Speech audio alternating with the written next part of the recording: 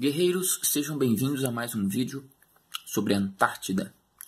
Eu já havia feito um primeiro vídeo sobre uma estrutura estranha, misteriosa, que apareceu numa ilha aqui perto da Antártida, chamada Geórgia do Sul, né? Esse primeiro vídeo que eu fiz, na verdade, não foi na Antártida, foi na Geórgia. A Antártida está aqui, né? O continente antártico. Mais ou menos aqui assim, nós temos ele de Geórgia do Sul, onde eu fiz um primeiro vídeo. Na época, né, o vídeo deu bastante acesso porque realmente é um mistério, permanece um mistério, né? Foi um vídeo que eu fiz nessa ilha aqui, sobre aquele estranho objeto que deixou um rastro no meio de um lugar absolutamente isolado, né? Vou mostrar aqui para vocês, só para recapitular o vídeo passado, né? Bem aqui, esse objeto que deixou esse rastro, mais de 1 quilômetro de rastro, essa montanha que ele colidiu ou ele veio de dentro da montanha, né? Nós temos uma avalanche aqui e aí dessa avalanche surge esse rastro que termina nesse objeto. Esse objeto está lá encalhado nesse lugar, abandonado nesse lugar até hoje. Eu fiz o vídeo inteiro sobre isso, se você quiser conferir, eu vou deixar na descrição. Mas agora aqui o assunto é outro e é muito pior. Surgiu agora um novo mistério também, identificado por pessoas comuns que vasculham através do Google Earth, né? Descobriram um outro objeto, desta vez aqui na região conhecido como Terra da Rainha Maud, uma região que fica aqui na Antártida. Eu vou mostrar para vocês, está aqui, ó, fica exatamente nesta região aqui. Nós temos um novo mistério, um mistério muito superior a esse anterior. Aqui, ó, estruturas misteriosas. Eu vou mostrar para vocês do que se trata isso. Vamos começar a entender. É um mistério, realmente. Eu vou falar para vocês que eu estou bem, assim, sem compreender também. Eu estou tentando entender ainda. Eu já fiz um estudo aprofundado e já levantei as possibilidades possíveis, porque realmente, assim, solucionar a gente não vai, né? Realmente vai permanecer um mistério. Mas eu vou apresentar para vocês o panorama do caso, explicar tudo direitinho, tudo que eu investiguei e tentar fazer o vídeo mais completo na internet sobre este mistério aqui, ó. Como vocês podem ver, foi identificada essa estrutura que eu estou mostrando para vocês aqui, ó. É uma estrutura composta, primeiramente se encontra num local absolutamente inóspito da Antártida, como vocês viram, fica realmente no meio do Planalto Antártico. Não existe absolutamente nada em lugar nenhum a não ser neve, neve, neve. Não tem nem montanha, riacho, não tem nada. É só um descampado gigantesco de mais de 300 quilômetros de neve ao redor disso aqui. Não tem mais nada a não ser essa estrutura aqui. Então, é uma estrutura isolada no meio do continente antártico, composta por estes 4 primeiros objetos que se destacam, né? Eles formam aqui uma região simétrica com esses 4 objetos. Depois nós temos estes objetos também, formando essa linha reta. Aqui são 1, 2, 3, 4, 5, 6, 7, 8, 9, 10, 11, 12, 13, 14, 15, 16, 17, 18. Tá certo. São 18 objetos, são 18 figuras aqui, construções, eu não sei o que são ainda, né? 18 mais 4, que totaliza 18, 19, 21, 22. Então são 22 construções, estruturas, eu não sei o que são, né? Aqui nós temos aqui o que parece ser alguma coisa que ainda está enterrada e que pode vir conforme o degelo, né? Porque pelo que eu ouvi falar, isso aqui estava tudo escondido, né? Há um tempo atrás não se via nada e começou a surgir. E aqui, vocês observem, existe essa região mais escura aqui, que demonstra que aqui por debaixo também existe alguma coisa. Conforme a neve derrete, a gente vai poder ver também. E aqui, por fim, aqui nós temos uma entrada. Isso aqui parece-me, eu tentei olhar bem, eu já tinha visto outras estruturas dessas quando eu fiz vídeos sobre Área 51 e as instalações secretas que existem no Novo México. E lá nós também temos figuras muito parecidas com essa daqui, que a princípio são entradas. Isso aqui é uma entrada, tá? não parece ser uma caverna ou uma entrada subterrânea militar ou alguma coisa em relação a isso, né?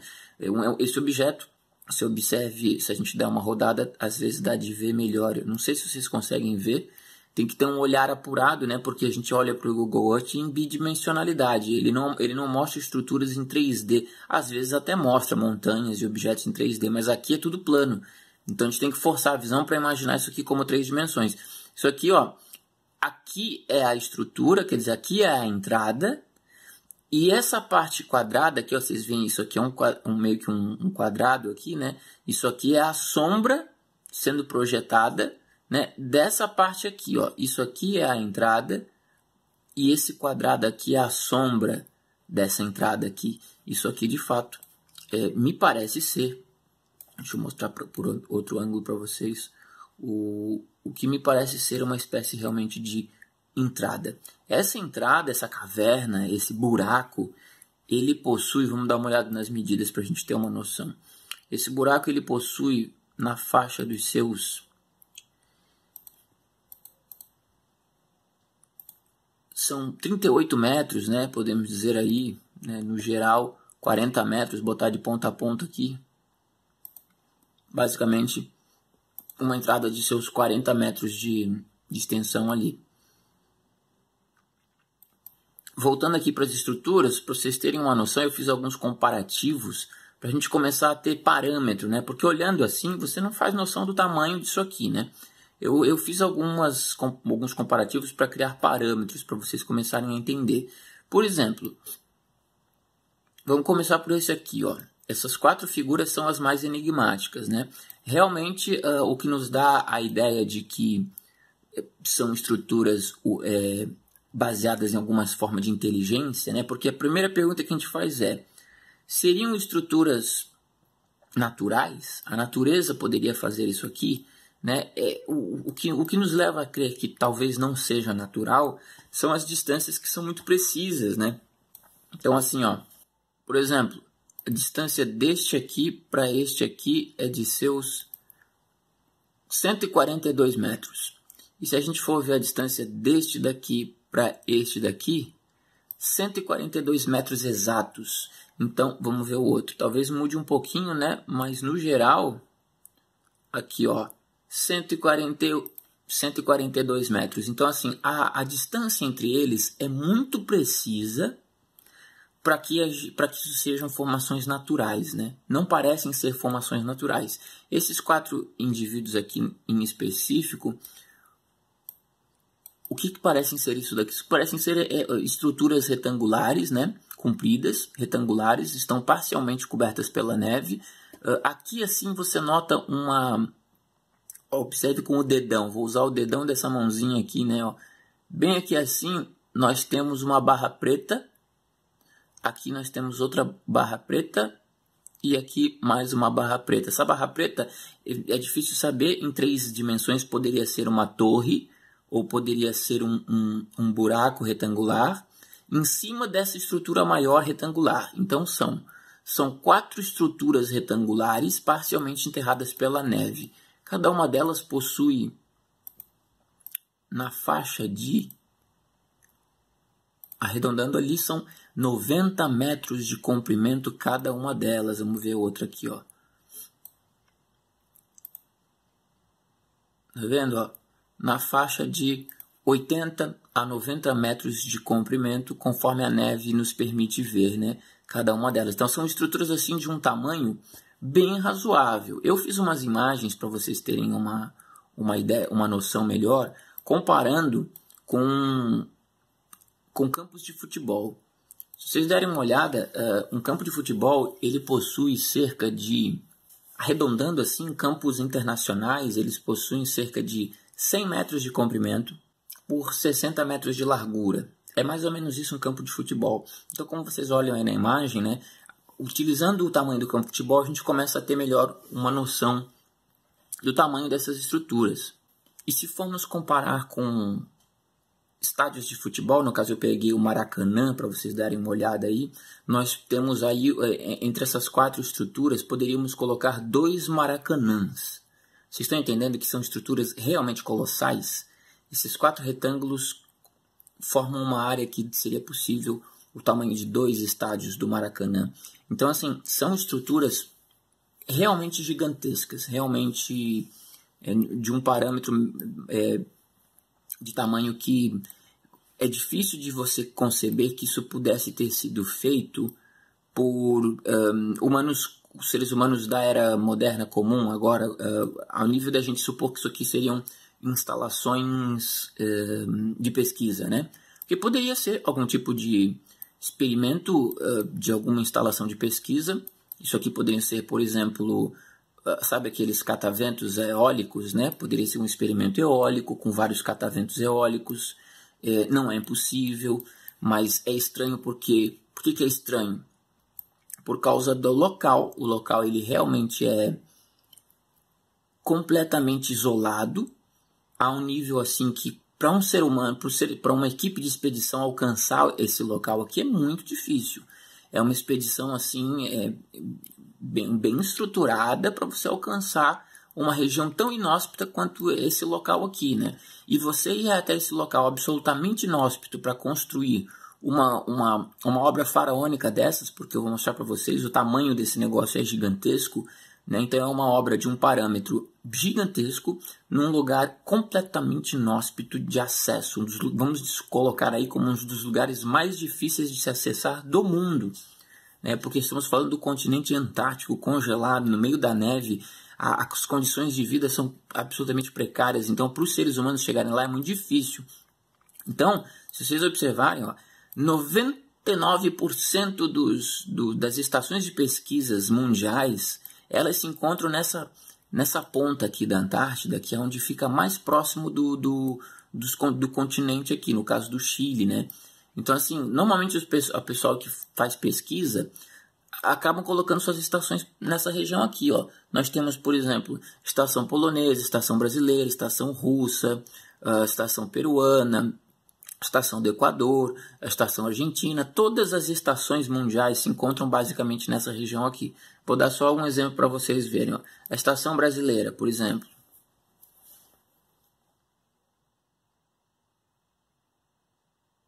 Para vocês que não conhecem, né, terem conhecimento, é interessante, né? Essa é a nossa estação de pesquisa, a estação de pesquisa brasileira. Olha que legal, né? E vocês observem que se a gente pegar aqui para ver o tamanho, pegar aqui o maior complexo de prédios que forma a estação de pesquisa brasileira, você tem 70 metros. Então, assim, todo o complexo de prédios da estação brasileira não dá um daqueles retângulos maiores que a gente viu naquela construção. Vamos ver outra aqui, vamos ver a estação polonesa.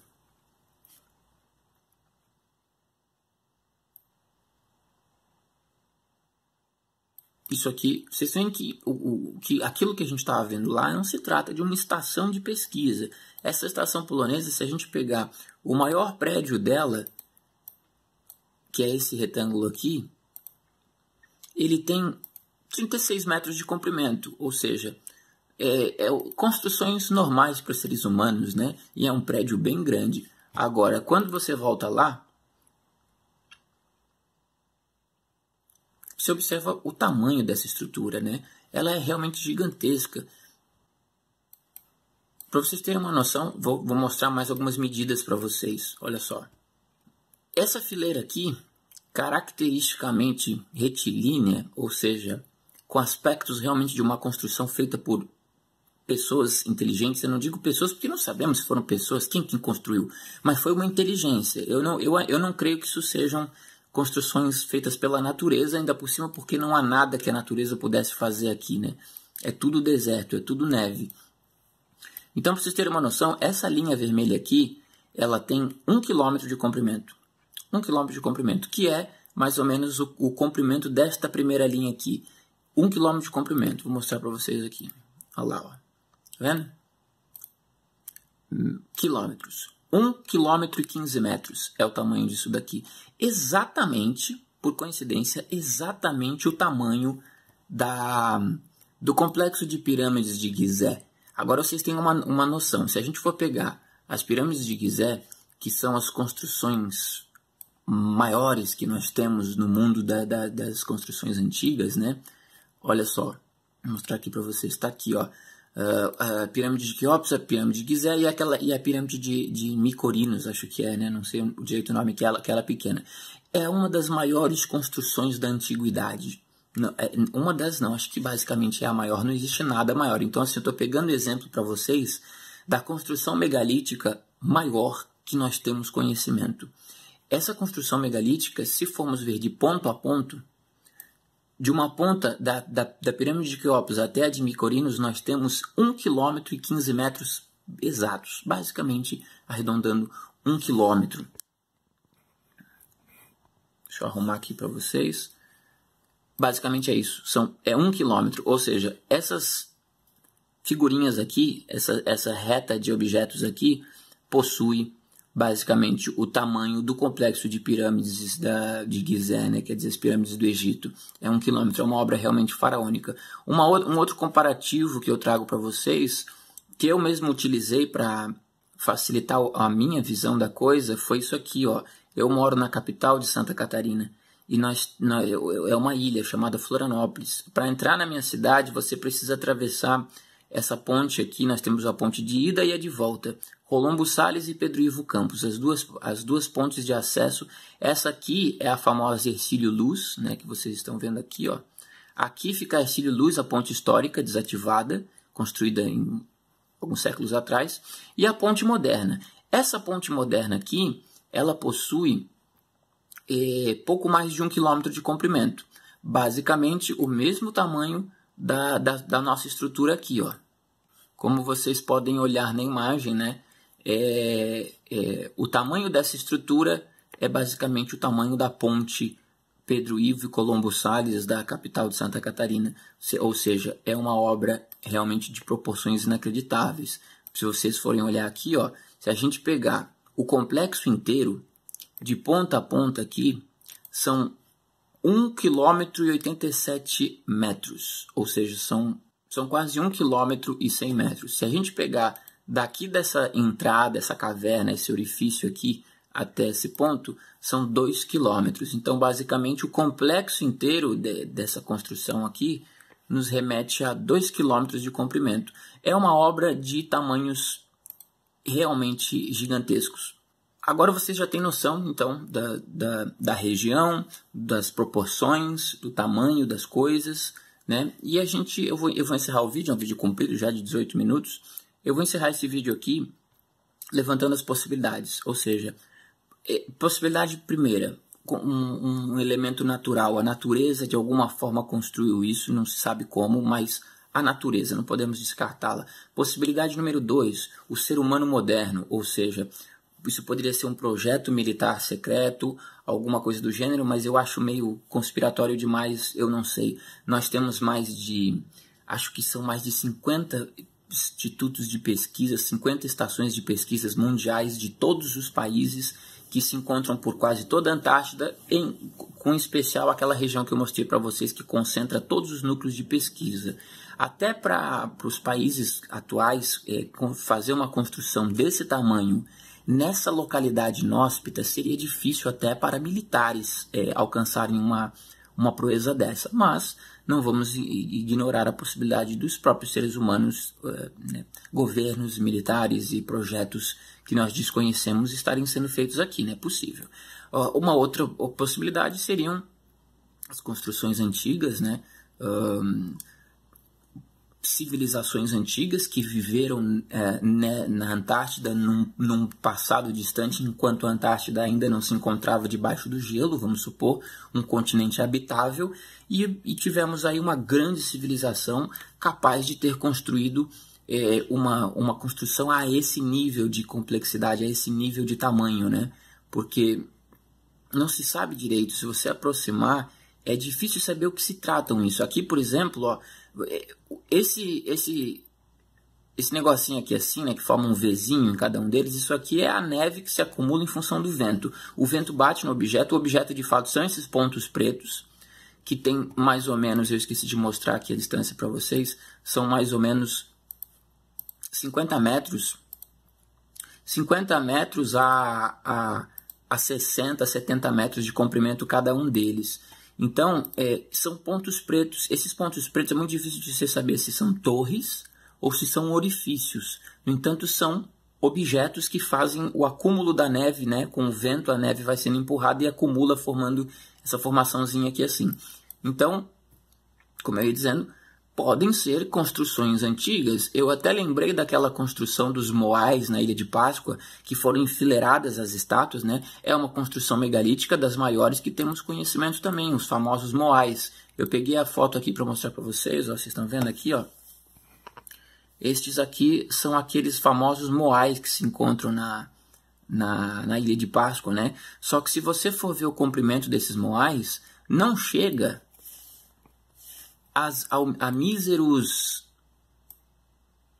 Se você pegar toda aquela fileira de moaizinhos, que são aquelas estátuas lá da Ilha de Páscoa, elas não chegam ao comprimento de um desse daqui.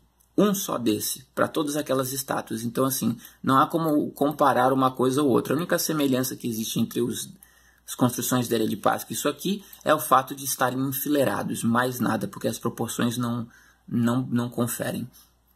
E a última opção possível, que é apelando mais para a criatividade possível, né, seriam estruturas construídas por outras civilizações não humanas de outros planetas, ou seja, né, aliens que estiveram aqui no passado, aliens que estão aqui agora, eu não sei. Mas eu estou aqui colocando as possibilidades, das mais plausíveis, das mais naturalistas, como possibilidades da natureza ter feito, civilizações antigas ou projetos militares, e as mais exageradas um pouco, pensando em civilizações alienígenas e coisas do tipo. Agora, uma dessas coisas provavelmente deve ser, né? Eu não sei.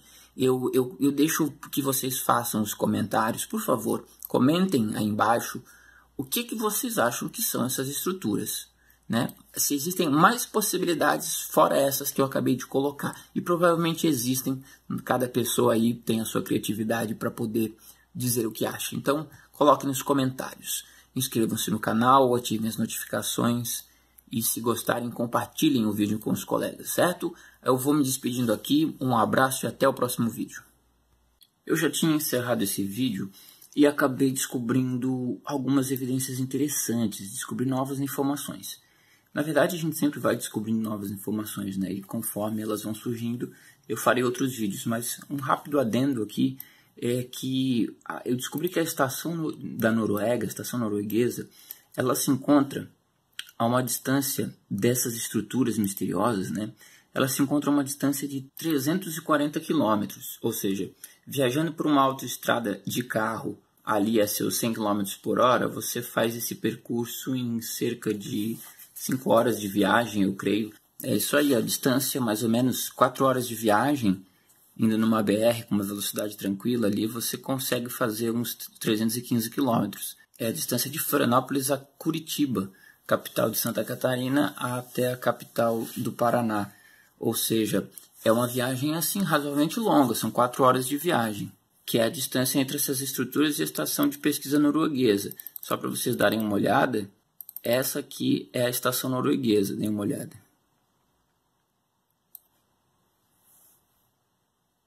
Então, assim, existe essa possibilidade, né? Antes da gente ir para as esferas mais criativas, né? A gente pode supor que realmente existam pesquisas sendo feitas pelos países, né? Noruega, talvez, onde eles foram até este local, né? O local dessas estruturas misteriosas, essa é a minha teoria que eu estou levantando aqui rapidamente, né?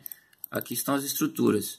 A gente pode supor que existam realmente grupos de pesquisa, grupos de investigação, ou militares, ou de cunho científico, né, grupos de pesquisa que vieram até esse local para estudar essas estruturas que começaram a surgir debaixo da neve, né?